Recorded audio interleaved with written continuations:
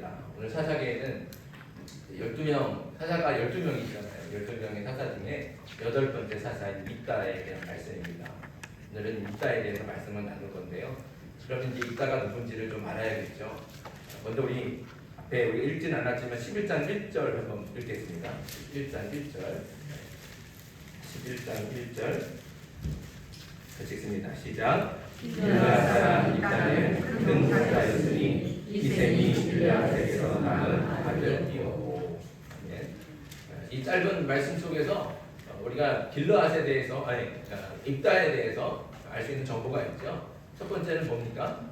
어디 사람이에요? 길르앗 사람이라는 거죠. 여기서 말하는 길르앗은 지명 이름입니다. 땅 이름이에요. 그러니까 쉽게 말하면 입다는 길르앗 출신이다. 이 길르앗은 어디냐 하면 이스라엘 백성들이 출애굽해서 가나안에 들어갔잖아요. 근데 가나안에 들어가려면 뭘 건너야 돼요? 강을 하나 건너야 되는데 무슨 강이에요? 무슨 강이요? 네, 요단강이요. 요단강. 네, 잘 아시면서 듣는 거죠. 요단강을 건너는 거예요. 요단강 가면 다 하늘나라 가는 게 아니고 근데 요단강을 건너야 가나안에 들어가는 거예요. 그런데 이제 이 이스라엘 백성들이 그 요단강을 건너야 가나안을 가는데 요단강을 건너기 전에 있는 땅, 그 땅이 요단 동편이라고 그래요. 요단 땅을 건너면 요단 저편이라고 그러고 요단 서편이라고 그러고 요단 동편 땅에 있는 땅 중에 하나가 길르앗이에요. 그 땅을 르우벤 지파와 갓 지파와 므낫세 반 지파에게 기업으로 주잖아요. 그래서 그 땅 중에 길르앗이라고 하는 땅이 있는데 그 길르앗 땅은 그 갓 지파와 므낫세 반 지파가 같이 이제 기업으로 나누어 갖게 됩니다. 그래서 오늘 말씀에 나오는 입다는 므낫세 지파에 속한 사람입니다. 그렇게 이제 요단 동편에 있는 땅, 그 땅이 바로 이제 거기에 길르앗이 있다 생각하면 됩니다. 근데 이제 우리가 혼동하지 말아야 될 것은 1절 말씀 끝에 보면 또 길르앗이라고 하는 이름이 나오죠. 이때는 지명이 아니라 사람 이름입니다. 그래서 길르앗에게서 낳은 아들이었고 이렇게 말했잖아요. 그러면 이제 입다의 아버지가 누가 되는 거예요? 네, 길르앗. 입다의 아버지가 길르앗이 되는 겁니다. 그래서 우리가 이제 길르앗이라고 하는 게 지명으로도 있고 또 사람 이름으로도 있다는 걸 기억할 필요가 있고요. 그리고 이 11장 본문에 보면 이렇게 길르앗 자손이라고 하는 말도 있어요. 그런 말이 나오거든요. 그래서 이제 길르앗은 어떤 한 사람만 지명하는 게 아니라 이 길르앗의 어떤 가문, 길르앗이라고 하는 어떤 그 집안 전체를 가리켜서 말할 때에도 이야기를 합니다. 그래서 정리하면 입다는 길르앗 지방의 출신이고 길르앗의 아들이면서 길르앗 가문의 자손에 속한 사람이라고 할 수 있습니다. 자, 그런데 성경은 또 입다를 뭐라고 설명하냐? 1절에 보면 큰 용사다 이렇게 말씀하죠. 아마도 입다는 힘도 세고 또 싸움도 잘했던 것 같습니다. 그래서 주변의 모든 사람들이 입다를 가리켜서 저 사람은 큰 용사야 이렇게 칭찬하고 자랑할 정도로, 그러니까 적어도 싸우는 능력만큼은 탁월하다는 거죠. 뭐 등치가 크든지 힘이 세든지 아무튼 싸움을 잘하는 거예요. 그래서 막 붙기만 하면 다 이긴다는 거죠. 이렇게 모든 사람이 다 큰 용사라고 인정할 정도로 입다는 뛰어난 사람이었지만 그에게는 치명적인 약점이 하나 있었습니다. 그 약점은 바로 그는 기생의 아들이라는 거죠. 기생은 우리 헬라어로 보면 매춘부를 뜻합니다. 매춘부는 당시 사회적으로 가장 천한 계층에 속한 사람이죠. 그러니까 사람들이 다 무시하고 또 천대하는 사람이 바로 매춘부였습니다. 그러니 매춘부의 아들인 입다 역시 존중받기는 어렵겠죠. 사람들이 역시 마찬가지로 천대하죠. 그런데 천한 매춘부의 아들로 사실은 길르앗 가문, 길르앗 집안, 길르앗 자손, 그러면 사실 이스라엘 지파 중에서도 명분가거든요. 알아주는 가문이에요. 그런데 그런 가문에 매춘부의 아들이 태어난 거예요. 천민의 아들이 태어난 거죠. 그러니까 이게 집안의 자랑이 되겠습니까? 아니면 수치가 되겠습니까? 수치가 되는 거죠. 사람들이 창피해요. 못마땅하게 길앗 자손들이 다 입다를 못마땅해 하는 거예요. 근데 못마땅해 하는데 그 입다가 다른 사람들의 입에는 뭐라고 불려진다고요? 큰 용사다. 사람들이 칭찬하는 거예요. 집안으로 보면 수치이고 정말 눈에 가시 같은 사람인데 사람들이 다 칭찬하니까 오히려 이게 좀 못마땅하다는 거죠. 특히 입다의 아버지인 길르앗의 본부인, 그 본부인의 아들들은 혹시라도 자신들이 물려받아야 될 아버지 유산이 조금이라도 이 천한 아들한테, 천한 자식한테 갈까봐 전전긍긍하는 거예요. 저놈한테 가면 안 되는데, 조금이라도 가면 안 되는데, 이건 우리 건데다. 이런 마음이 있는 거죠. 그래서 그 아들은 어떻게 했어요? 미워하고, 시기하고, 질투하고, 못 살게 괴롭히고, 왕따시키고. 결국에는 어떻게 해요? 집안에서 길르앗을 내쫓았어요. 집에서 쫓겨난 입다는 이복 형제들을 피해서 고향을 떠나 돕이라고 하는 땅에 가서 살게 됩니다. 그래서 이제 집안하고 이제 멀어진 거죠. 교류도 하지 않아요. 그런데 어느 날 암몬 자손이 군대를 이끌고 길르앗을 쳐들어온 겁니다. 암몬 자손이 군대를 이끌고 길르앗과 싸우자고 진을 치고 있는데 길르앗 자손 중에는 그 누구 하나 먼저 나서는 사람이 없고 다들 뒷공무니만 빼고 있는 거예요. 네가 나가 막 이러면서 서로 밀기만 하지 내가 나갈게 이런 사람이 없어요. 길르앗 자손들 앞에 모아놓고 갑시다라고 나서는 사람이 없다는 거죠. 그래서 이 사람들이 길르앗 사람 자손들이 다 생각할 때 이거 어떻게 하냐, 누가 나가서 싸우냐. 그때 한 사람이 생각이 나죠. 누가 생각이 났겠어요? 입다. 큰 용사인 입다. 그래서 길르앗의 장로들이 입다를 찾아와서 입다에게 우리를 대신해서 싸워달라. 우리를 이 군대를 이끌고 나가서 우리를 싸워달라. 요청하는 겁니다. 그래서 입다가 군대를 이끌고 암몬과 전쟁을 하게 됩니다.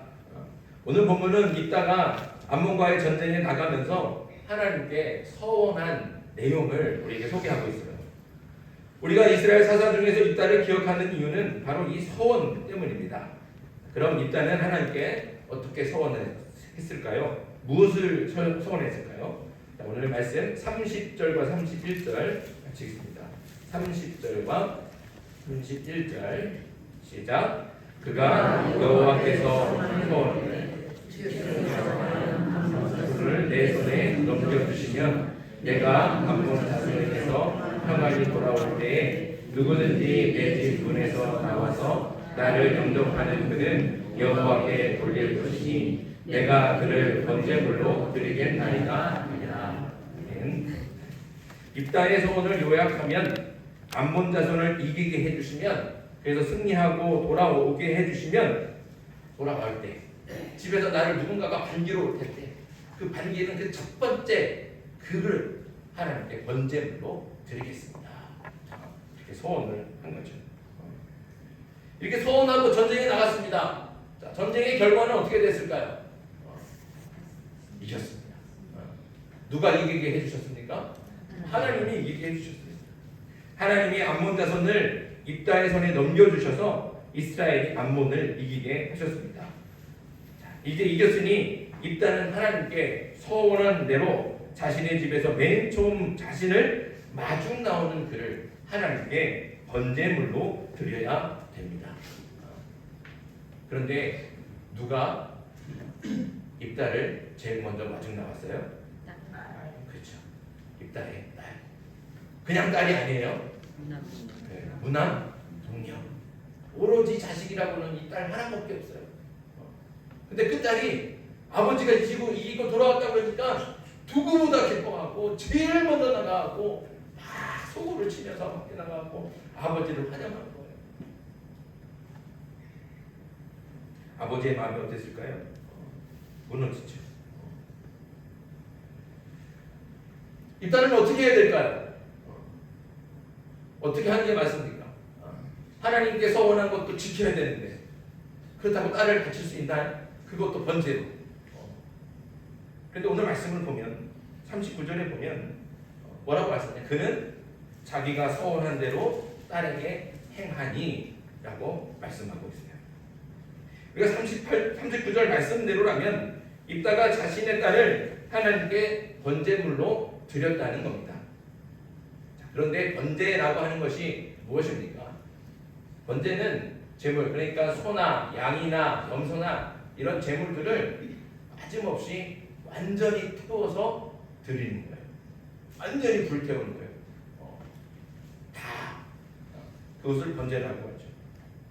그렇다면 입다가 자신의 딸을 그렇게 양처럼 불태워서 하나님께 드렸다는 말일까요? 맞습니까? 사실은 이 말씀 때문에 아직도 논쟁이 많아요. 이게 정말 하나님께 번제로 드렸겠느냐? 말씀을만 보면, 글자만 보면 그렇게 드린 게 맞거든요. 근데 우리가 아는 하나님은 어떻습니까?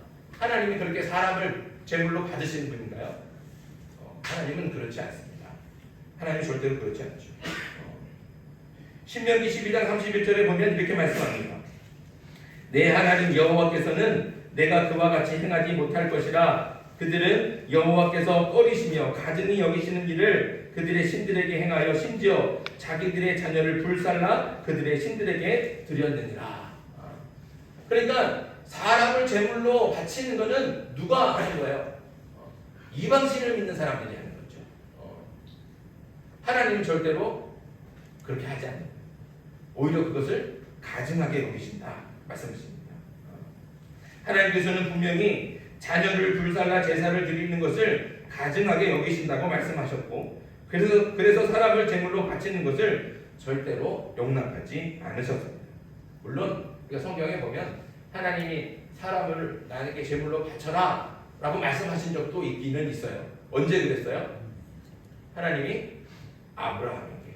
아브라함에게 네 아들 이삭을 제물로 바쳐라 말씀하셨거든요. 그래서 아브라함이 이삭을 바치기 위해서 양은 데리고 가지 않고 나무침까지 불 피우기 위해서 나무를 한짐해갖고 아들을 데리고 산에 올라가지 않습니까? 그러나 중요한 것은 하나님께서 그럼 그 아들을, 그 이삭을 정말 받으셨나요? 그렇게 제물로? 그렇지 않다는 것이죠. 그렇게 하나님께서 말씀하신 것은 우리가 성경을 보면 알지만 하나님께서는 아브라함을 뭐 하셨다고 그래요? 시험하시는 거예요. 하나님께서 아브라함을 테스트하시는 거예요. 그가 정말 하나님을 진실하게 믿는지, 정말 100살이 낳은 아들 아닙니까? 얼마나 귀한 아들입니까? 그러나 정말 하나님을 진실하게 믿는다면 자신이 그렇게 귀한 아들보다 또 누구를 더 사랑해야 되는 거예요? 하나님을 더 사랑해야 돼요. 아들보다 더 우선이 돼야 되는 분은 누구입니까? 하나님이신 거죠. 하나님께서는 아브라함이 정말 그렇게 하나님을 가장 사랑하고 하나님을 제일 우선으로 여기는지를 그것을 시험하신 겁니다. 그래서 아브라함이 아들을 이삭을 그 나무다리 위에다 올려놓고 묶어놓고 칼로 들어서 죽이려고 할 때 하나님께서 어떻게 하셨어요? 멈춰라 말씀하셨어요. 이제 너희 믿음을 내가 알았다. 그래 멈춰라. 그래서는 하나님께서 미리 예비하신 양을 준비하셔서 그 양으로 이삭을 대신하게 하셨습니다. 이게 우리 하나님이시라는 거죠. 하나님은 이렇게 사람을 결코 제물로 받지 않으십니다. 그래서 오늘 말씀에 나오는 이 번제라고 하는 것은 아마도 불로 태우는 번제가 아니고 아마 다른 의미의 번제라고 추측이 됩니다. 39절에 보면 뭐라고 말씀하냐면 딸이 남자를 알지 못했다. 딸이 남자를 알지 못했다. 이렇게 말씀하거든요. 그래서 이 말씀을 유추해 보면 딸이 불태워졌다는 말은 없고 딸이 평생 처녀로 사는 것을 강조하는 것을 보면 알 수 있습니다. 그래서 아마도 입다의 딸은 집을 떠나서 평생 동안 결혼도 하지 않고 오직 하나님만을 위해서 헌신하는 삶을 살았던 것으로 보여집니다. 그런 의미에서 번제라고 할 수 있죠. 그러니까 우리가 이제 이 말씀을 가지고 이게 정말 하나님이 사람을 죽였냐 안 죽였냐 뭐 그걸 받았냐 안 받았냐 이거는 논란의 거리가 안 된다는 겁니다. 자, 대신 우리가 오늘 말씀에서 주목해서 볼 것은 바로 입다의 서원입니다. 어떤 의미에서든지 딸을 번제로 드리게 된 것은 입다도 예상하지 못했을 뿐만 아니라 그로 인해서 입다가 큰 고통에 빠졌고 그의 딸도 말할 수 없는 슬픔을 당했습니다. 이렇게 서원을 한 입다도 그리고 그 서원의 대상인 딸도 다 고통스럽고 슬퍼하는데 그럼 하나님은 입다가 그렇게 딸을 바쳤다고 해서 기뻐하셨을까요? 그러지 않겠죠. 이 서원은 사실 누구에게도 행복한 서원이 아니었습니다. 입다의 서원은 결론부터 말하자면 잘못된 서원이라는 거죠.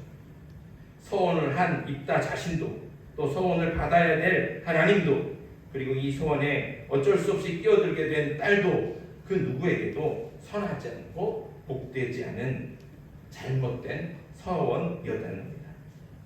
자, 그렇다면 입다의 서원이 잘못된 이유가 뭘까요? 사실 입다에게는 위기에 처한 이스라엘을 구하겠다는 선한 마음이 사실은 없었습니다. 그런 사명감이 없었죠. 대신 다른 욕심이 자리하고 있었습니다. 우리 앞에 11장 9절 말씀 보겠습니다.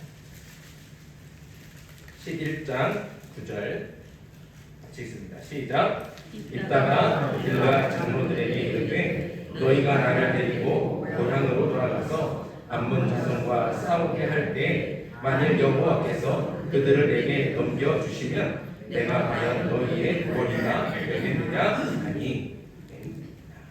입다는 길르앗의 머리가 되고 싶은 욕심이 있었다는 겁니다. 그 전에 길르앗 자손들에게 입다는 어떤 사람이었어요? 존중받았습니까? 아니죠.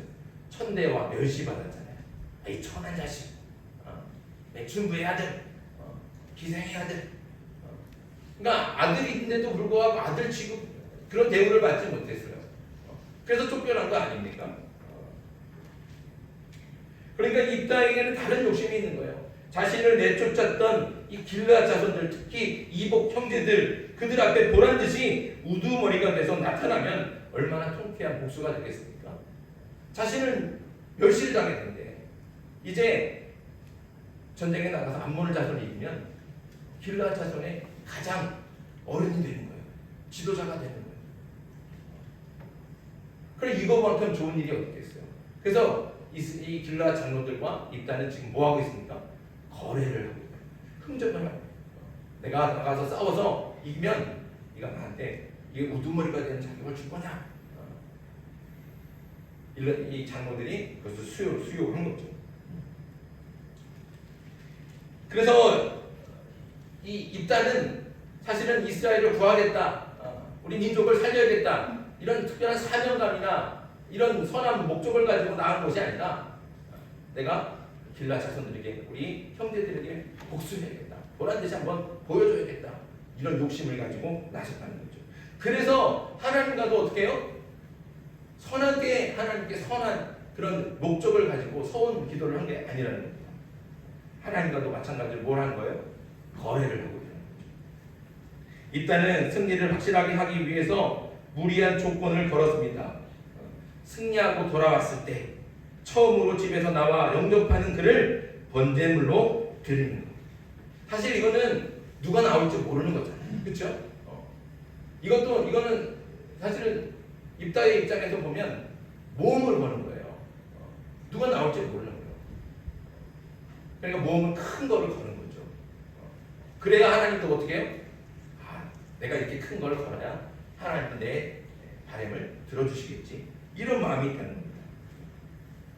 자신이 큰 걸 걸어야 큰 걸 얻을 수 있다는 생각에 마치 도박하듯이 하나님과 거래를 하고 흥정을 했던 겁니다.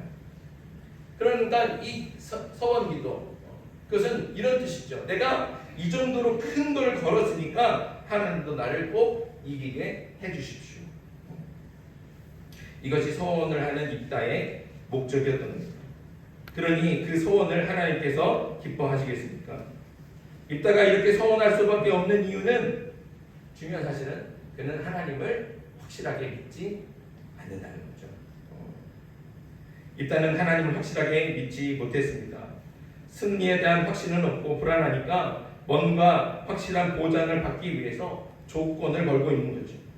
그리고 서원이라는 이름으로 내건 조건, 그것으로 하나님을 자기 마음대로 조종해서 승리를 얻기 위해서 그렇게 움직이는 겁니다.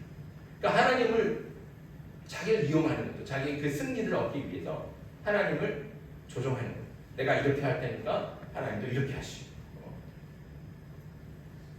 그건 하나님을 이용하는 거죠. 일단은 하나님을 자신의 생각과 의도대로 움직일 수 있다는 그런 악한 생각을 가지고 있는 겁니다. 교만한 생각을 가지고 그렇게 하나님을 이용하는 겁니다. 그건 하나님을 믿는 게 아니라는 거죠. 그러나 중요한 것은 하나님께서 입다의 소원 때문에 암몬을 이기게 하신 것이 아니라는 겁니다. 하나님께서는 입다의 소원과 상관없이 하나님의 일을 하신 겁니다. 우리가 이것을 우리가 착각하면 안 됩니다. 온 세상의 창조주시며 모든 만물의 주인이신 하나님께서 뭐가 부족해서 입다의 소원을 받으시려고 하시겠습니까? 그것 때문에 입다가 소원한 것 때문에 그래 네가 이렇게 큰 걸 나한테 주니까 나도 너의 소원을 들어줄게 이게 아니라는 거죠. 입다의 소원과는 상관없이 하나님께서는 이스라엘을 구할 계획을 갖고 계십니다. 그게 하나님의 섭리였던 거죠. 그런데 우리는 입다가 소원을 해서 그 소원 때문에 하나님이 이기게 하신 줄로 착각하고 그래서 우리도 마찬가지로 어떻게 해요? 입다처럼 하나님과 거래를 종종 하지 않습니까? 하나님 이번에 사업 이렇게 확장해 가는데 하나님 잘 되게 해주십시오. 잘 되게 해주시면 제가 11조를 잘 드리겠습니다. 하나님 제가 이번에 수술하는데 병을 낫게 해주시면 고쳐주시면 제가 다음부터는 교회 절대로 빠지지 않겠습니다. 자신의 안위와 욕심을 위해서 하나님과 거래를 하는 것은 아까도 말씀드렸지만 결코 믿음이 아닙니다. 올바른 신앙도 아닙니다. 자신의 욕심을 위해 하나님을 이용하는 교만한 죄악일 뿐이죠. 저와 여러분들이 이렇게 하나님을 이용하지 않기를 간절히 바랍니다. 그렇다면 소원이란 무엇입니까? 소원은 하나님께서 주신 그 은혜에 감동하고 감사해서 자발적으로 하나님께 약속하는 겁니다. 그 소원의 가장 좋은 예가 바로 야곱의 소원이죠. 우리 창세기로 한번 가볼까요? 창세기 28장 20절부터 22절까지. 창세기 28장 20절부터 22절. 구약성경 40쪽입니다. 창세기 28장 20절부터 22절까지 같이 함께 읽겠습니다. 시작. 야곱이 서원하여 이르되 하나님이 나와 함께 계셔서 내가 가는 이 길에서 나를 지키시고 먹을 것과 입을 옷을 주시어 내가 평안히 아버지 집으로 돌아가게 하시면 여호와께서 나의 하나님이 되실 것이요 내가 믿음으로 세운 이 돌이 하나님의 집이 될 것이요 하나님께서 내게 주신 모든 것에서 10분의 1을 내가 반드시 하나님께 드리겠나이다 하였더라. 아멘. 길게 읽었지만 야곱의 서원을 짧게 요약하면 이거죠. 하나님께서 나를 평안하게 집으로 다시 돌아오게 해주시면 내가 하나님께 11조를 바치겠습니다. 자, 이렇게 보면 야곱이 한 서원과 입다의 서원이 그렇게 크게 다르지 않은 것처럼 보이지 않습니까? 마치 야곱도 하나님과 거래하는 것 같잖아요. 하나님, 저를 평안하게, 안전하게 돌아오게 해주시면 제가 하나님께 11조를 드리겠습니다. 하나님, 나를 이 암몬에서 싸워 이기게 해주시면 제가 집에서 나오는 누구든지 하나님께 번제로 바치겠습니다. 어때요? 비슷하지 않습니까? 이것만 보면 야곱도 하나님과 거래하는 것처럼 보여요. 하지만 입다의 서원과 야곱의 서원이 결정적으로 다른 점이 있습니다. 그건 뭐냐? 야곱은 서원하기 전에 하나님의 약속의 말씀을 듣는다는 거죠. 하나님을 만나요. 그 앞에 창세기 28장 앞에 보십시다. 앞에 15절 말씀 같이 읽습니다. 야곱이 서원하기 전에 하나님께서 야곱에게 하시는 말씀이에요. 28장 15절 같이 읽습니다. 시작. 내가 너와 함께 있어 내가 어디로 가든지 너를 지키며 너를 이끌어 이 땅으로 돌아오게 할지라. 내가 네게 허락한 것을 다 이루기까지 너를 떠나지 아니하리라 하신지라. 아멘. 야곱이 형 에서를 피해서 집을 나와 하란으로 도망칠 때 그는 길바닥에서 하나님을 만났습니다. 하나님께서 항상 함께 하시겠다는 그 말씀을 하나님으로부터 직접 듣는 거예요. 그 말씀을 듣고 나니까 야곱은 막 울면서 도망쳤는데 일어나서 하나님이 나와 함께 하신다는 것을 알았다는 거죠. 야곱은 결코 자신이 혼자가 아니라는 사실을 깨닫는 겁니다. 그래서 하나님께서 내가 너와 함께 하겠다, 너를 지켜주겠다 이렇게 말씀하시니까 그 말씀에 너무 큰 위로를 받고 큰 은혜를 받은 거예요. 형이 무서워서 막 도망치고 있는데 혹시라도 형이 따라올까봐 불안하고 두려운 가운데 그렇게 도망치고 있는데 그 마음 가운데 하나님이 내가 너와 함께 하겠다, 네가 어디를 가든지 너를 지켜주겠다 말씀하시니까 얼마나 그 마음이 평안하겠습니까? 큰 위로를 받고 은혜를 받았다는 거죠. 또 반드시 돌아오게 해주시겠다 하나님의 말씀을 듣고 야곱은 하나님을 믿었습니다. 야곱은 하나님께서 베풀어 주신 그 은혜와 믿음에 감격하고 기뻐서 스스로 하나님께 11조를 약속하는 거예요. 이것이 야곱의 서원인 겁니다. 야곱이 서원을 지켜서 11조를 하건 말건 그것이 하나님의 계획과 이루실 역사하고는 전혀 상관이 없는 겁니다. 하나님은 야곱을 통해 계획하셨던 하나님의 일을 하신 것뿐입니다. 그래서 하나님은 약속하신 대로 야곱이 평안하게 집으로 돌아오고 형 에서하고도 화해하지 않습니다. 야곱의 서원 때문에 하나님께서 야곱을 지켜주시고 돌봐주시고 그를 안전하게 고향으로 돌아오게 하신 것이 절대로 아닙니다.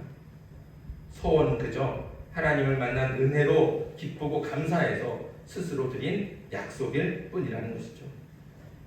그리고 이 서원은 기도와 우리가 연결되지 않습니까? 그래서 우리가 서원기도 이런 말을 합니다. 하지만 꼭 서원기도만 그런 것이 아니라 우리가 대체로 기도할 때 우리가 입다처럼 기도할 때가 많이 있지 않습니까?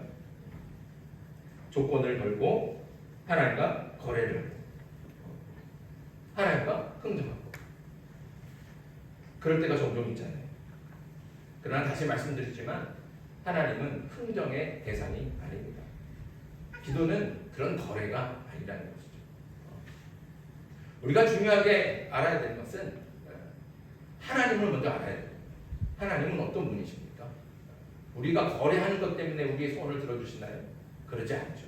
하나님은 이미 우리에게 가장 필요한 것이 무엇인지 그것을 이미 다 알고 계십니다. 그래서 가장 우리에게 필요한 것을 가장 좋은 때에 가장 좋은 것으로 베풀어 주시는 아버지 같은 분이 바로 우리 하나님 아닙니까? 우리가 그 하나님을 믿어야 되는 겁니다. 근데 우리가 그 하나님을 믿지 못하니까 자꾸 우리는 그 하나님과 어떻게 해요? 거래하려고 하는 거예요. 흥정하려고 하는 거예요. 하나님 이렇게 해주시면, 내가 이번에 승진하게 해주시면 하나님 제가 뭘 이렇게 하겠습니다. 헌금을 얼마를 드리겠습니다. 아니면 봉사를 하겠습니다. 이건 결코 하나님을 믿는 믿음이 아닙니다. 그것은 하나님을 이용하는 것입니다. 하나님은 우리의 소원을 들어주는 자판기가 아닙니다.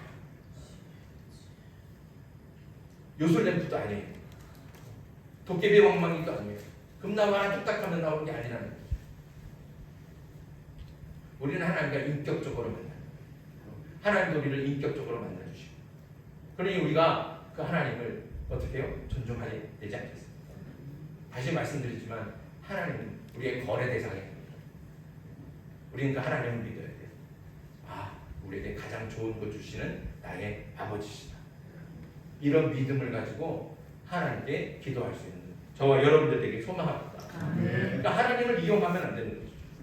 오히려 반대가 되어야 되는 겁니다. 하나님께서 나를 사용하실 수 있도록 온전히 나를 하나님께 맡기고 드리는 거죠. 소원도 바로 그렇게 드리는 겁니다. 그런 의미로 하나님께 드리는 것이죠. 그럴 때 하나님께서는 우리를 통해서 하나님의 일들을 이루시고 하나님의 역사를 이루어 가실 줄 믿습니다. 그러니까 하나님을 이용하는 것이 아니라 하나님께서 나를 오히려 사용하실 수 있도록 내 생각과 내 욕심을 내려놓고 하나님의 뜻에 나를 맞출 수 있는 저와 여러분들 되길 바랍니다. 하나님께서 나를 사용하실 수 있도록 나를 하나님께 맞출 때 하나님께서는 우리를 통해 하나님의 꿈과 하나님의 비전을 이루어 주실 줄 믿습니다. 하나님을 이용하는 신앙이 아니라 하나님의 꿈과 하나님의 뜻을 위해서 기꺼이 하나님의 도구가 되어 하나님께서 사용하시는 저와 여러분들이 되기를 주님의 이름으로 축복합니다. 기도드리겠습니다.